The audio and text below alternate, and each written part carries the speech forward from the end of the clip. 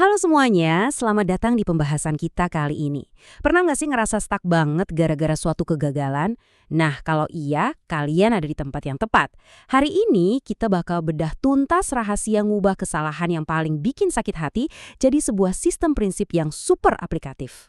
Ini bukan sekedar omong kosong soal berpikir positif ya. Ini tuh metodologi nyata yang bisa meroketkan pertumbuhan diri dan karir kalian secara drastis. Udah siap? Yuk, langsung aja kita mulai. Kita buka dengan satu pemikiran luar biasa dari astronot Michael James Massimino. Kutipan ini pas banget buat ngubah cara pandang kita soal kegagalan. Gini, pas kita ngelihat orang-orang sukses di puncak karir mereka, kita sering banget mikir, oh jalan mereka pasti mulus banget. Padahal, kesuksesan mereka itu sama sekali bukan karena mereka nggak pernah kena masalah loh. Tapi karena mereka nolak keras buat ngebiarin masalah itu jadi garis akhir perjalanan mereka. Keren kan? Dan pemikiran tadi bawa kita ke sosok investor legendaris Ray Dalio. Buat yang belum tahu, dia ini berhasil ngebangun hedge fund terbesar di dunia. Terus rahasianya apa? Percaya atau enggak, dia tuh memperlakukan semua kegagalannya di pasar saham persis kayak teka-teki di video game. Bayangin deh, tiap kali kalian nemu jalan buntu, alih-alih nyerah dan hancur, kalian malah mikir itu sebagai puzzle. Tiap kali puzzle itu kepecahkan, kalian gak cuma naik level tapi dapat semacam permata atau gem. Nah, permata ini adalah prinsip baru yang bakal ngelindungin kalian dari masalah serupa ke depannya.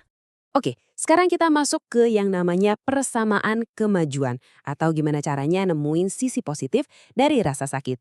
Jadi gini filosofi intinya Dalio, ini sebuah mindset yang benar-benar bakal ngubah total cara kita ngerespon sebuah kemunduran.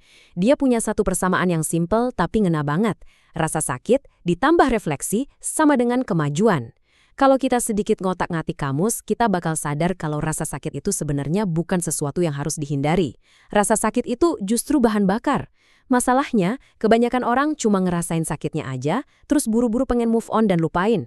Padahal, kalau kita berani nambahin satu komponen krusial, yaitu refleksi, ratusan masalah yang bikin pusing itu bisa berubah wujud jadi sistem prinsip yang bikin hidup kita jauh lebih gampang. Nah, buat ngebangun sistem ini, kita bakal telusuri 3 langkah dari kerangka kerjanya Dalio. Pertama, keterbukaan pikiran yang radikal. Kedua, mencari akar masalah. Dan yang ketiga, prinsip tertulis. Kita mulai dengan langkah pertama nih, keterbukaan pikiran yang radikal, alias nurunin ego kita. Bicara soal ego, ini butuh keberanian buat bener-bener pengen denger feedback yang jujur, yang seringkali pedas banget. Coba bayangin, kalian dapat komentar kasar di YouTube kayak gini. Bung, animasimu jelek banget. Wah, ego kita pasti langsung otomatis nolak kan? Bawaannya pengen langsung defense atau bahkan nyerang balik tuh orang. Tapi kalau kalian pakai mindset keterbukaan pikiran yang radikal, kalian justru bakalan penasaran, seburuk apa sih karya itu atau seberapa lemah skill kalian saat ini. Kenapa? Ya karena justru dari info pahit itulah kalian bisa benar-benar jadi lebih jago. Coba bandingin dua reaksi ini deh. Kalau kita milih emosi dan marah-marah, feedback yang mungkin aja berharga tadi bakalan numpang lewat doang, sia-sia. Tapi beda ceritanya kalau kita terapin keterbukaan pikiran yang radikal. Kita biarin rasa sakit atau keselnya lewat sebentar, terus kita mulai nanya ke diri sendiri, ada benernya nggak sih kritik ini? Apa yang gue lewatin? Balik ke contoh animasi tadi, kritikan pedas itu malah bisa jadi pemicu buat nyari kursus animasi online yang lebih bagus.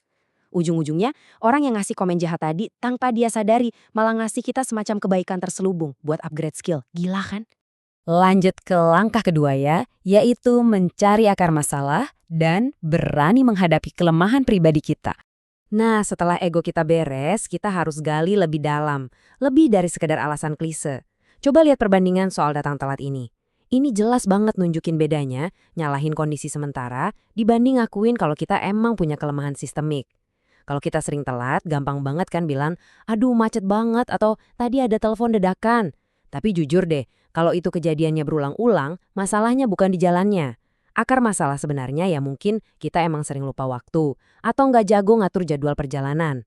Nemuin akar masalah ini emang nggak enak, kerasa perih karena kita dipaksa ngaca dan natap langsung kelemahan kita sendiri.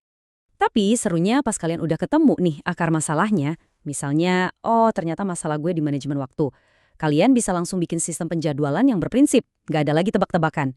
Caranya gampang, masukin aja tiap kegiatan ke kalender, terus pasang 2 notifikasi otomatis. Sesimpel itu.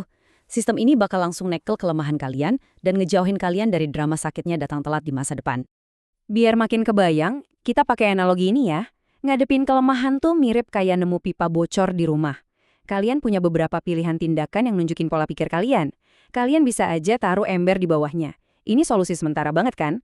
Atau kalian bisa kembangin skill dengan belajar benerin pipanya lewat YouTube. Pilihan lain, delegasikan, panggil tukang ledeng.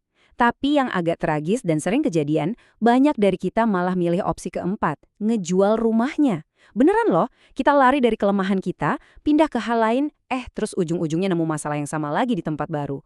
Kenapa? Ya karena kita nggak pernah bikin prinsip buat nyelesain masalah dari awal. Kalau kalian mutusin buat gak lari dari masalah, kita masuk ke langkah ketiga nih. Prinsip tertulis, alias bikin kesuksesan kalian jadi sistematis. Prinsip itu bener-bener harus ditulis dengan jelas supaya bisa dipakai lagi. Ambil contoh konkret soal baca buku nih. Pernah nggak sih ngerasa kewalahan dan frustrasi waktu proses baca?